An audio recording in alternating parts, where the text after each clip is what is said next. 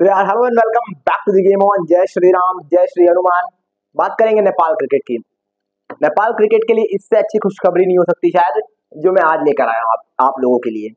अब नेपाल क्रिकेट को हम देखते हैं तो क्या देखते हैं, पिछले 3-4 सालों में जिस तरह से टीम ने ग्रो किया है, जिस तरह से बेहतरीन प्रदर्शन किया है, वो आउटस्टैंडिंग है।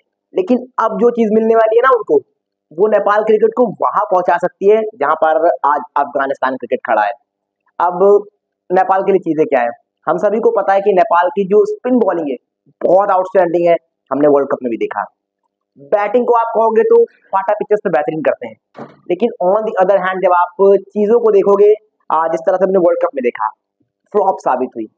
और पेस बॉलिंग, अगर आप सोमपाल कामी को हटा दो, जरूर आपके पास करण केसी है, बेहतरीन गेंदबाज है, लेकिन क्या वो स्पीड है, वो स्पीड नजर नहीं आती। सोमपाल कामी आपके पास है जो ये 140 प्रोड्यूस कर सकते हैं, लेकिन ऑन दी अदर हैंड उस तरह का कोई बॉलर नजर नहीं आता आपको।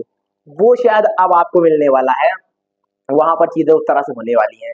जी हाँ, वहां पर नेपाल के लिए एक स्पीडस्टर निकल कर आया है। शायद आप लोगों को पता भी होगा, नेपाल में टैलेंट हंट शो निकाला गया था, जहां पर दो गेंदबाजों ने खूब सुर्खियां बटोरी। एक थे राहुल राहुल जिनकी एज सिर्फ है 14-15 साल, और वो 120-121 तक क्लिक कर रहा था। और 120 तो मान के चलिए लगातार वो क्लिक कर रहा था, और 119 से 121 तक का वो जो सफर है ना, वो सिर्फ उसने 2-3 दिन में कवर कर लिया।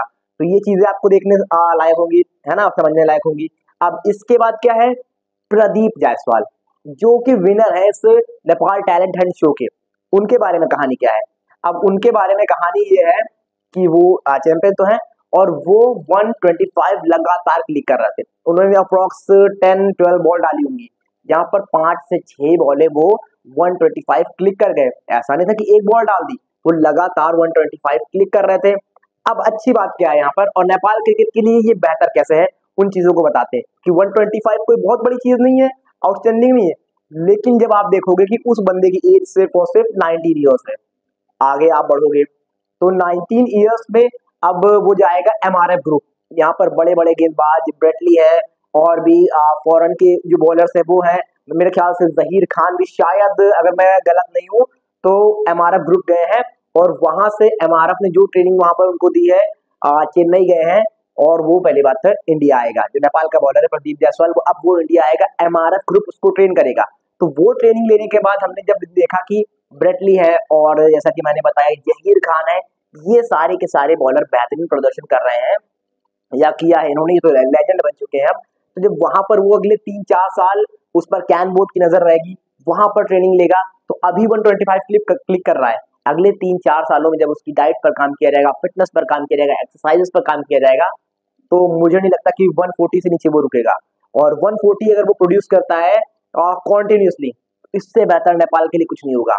जो हमने अफगानिस्तान के साथ देखा है, अफगानिस्तान के साथ कहानी यही रही है कि अब फजल हक फारूकी आ गए हैं, जिस तरह से नबील उलक की हालांकि स्पीड उतनी नहीं है, बट 135 136-7 तक क्लिक करते हैं, वो भी अच्छी गेंदबाजी करते हैं, कभी कभार स्लो भी रहते हैं, लेकिन जिस तरह के बॉलर मिले हैं उनको खास तौर पर, आप अजमतुल्लाह उमरज़ई की बात कर लीजिए, एक ऑलराउंडर है। तो नेपाल के लिए पिछले कुछ समय में चीजें बेहतर रही हैं, और ये दो गेंदबाजों का मिलना। चलिए मैं अभी बात कर रहा हूँ प्रदीप जायसवाल की, हम बात करते हैं राहुल की। जब वो भी 14-15 साल का है, तो जब उसको आप साफ तौर पर देखोगे तो आपको साफ तौर पर समझ में आएगा कि वो जब अगले 3-4 साल खेलेगा तो कितना बेहतरीन प्रदर्शन करेगा।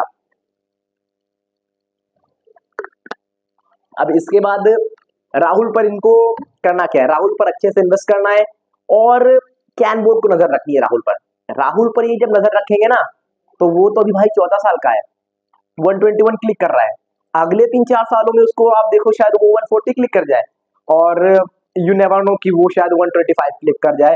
और इससे बेहतरीन फिर नेपाल क्रिकेट बोर्ड के लिए कुछ नहीं हो सकता कि आपके दो दो बॉलर, आप सोचे कि सोमपाल कामी आपके पास अभी है, अभी करण केसी की एज फिर भी थोड़ी सी ज्यादा है, वो मान लीजिए रिटायरमेंट की तरफ बढ़ेंगे अगले 5-6 सालों में, और उसके बाद आपके पास ये दो प्रीमियम बॉलर आपके पास तैयार होंगे। और यू नेवर नो कि जिस तरह से अभी अफगानिस्तान कर रहा है, आप नेपाल को अगले कुछ सालों में वहां पर देखो, जिस तरह से ये दो बॉलर आएंगे। संदीप लामिछाने है स्पिन में आपके पास, दीपेंद्र ऐरी जबरदस्त गेंदबाजी करते हैं स्पिन में। हालांकि मैं नहीं कह रहा हूँ कि दीपेंद्र ऐरी खराब बॉलर है, बट आपको स्पिन में भी आपको इस तरह के बॉलर्स ढूंढने होंगे, टैलेंट हेड शो चलाना होगा। हालांकि स्पिनर्स हैं आपके पास संदीप लामिछाने हैं, आपके पास साफ तौर पर वहां पर देखोगे तो जिस तरह के गेंदबाज दीपेंद्र ऐरी हैं और रोहित पौडल, कुशल मल्ला, कुशल भूतेल, ये सब जबरदस्त गेंदबाजी करते हैं, लेकिन आपको एक प्रीमियम बॉलर ढूंढना पड़ेगा और इस तरह से बैट्समैन टैलेंट हंट शो चलाना पड़ेगा। बैट्समैन है अच्छे इनके पास, कुशल भूतेल है, बाकी प्लेयर्स है, अगर आप देखो तो रोहित पौडल है, सब बेहतरीन बैट्समैन है, लेकिन उन पर काम करना पड़ेगा, उनकी बॉलिंग पर ज्यादा ध्यान ना देकर उनको आपको बैटिंग की तरफ अग्रसर करना पड़ेगा, बैटिंग पे उनकी फोकस करना पड़ेगा और फिर आप देखोगे कि नेपाल एक बेहतरीन आउटस्टैंडिंग टीम बनकर उभरेगी।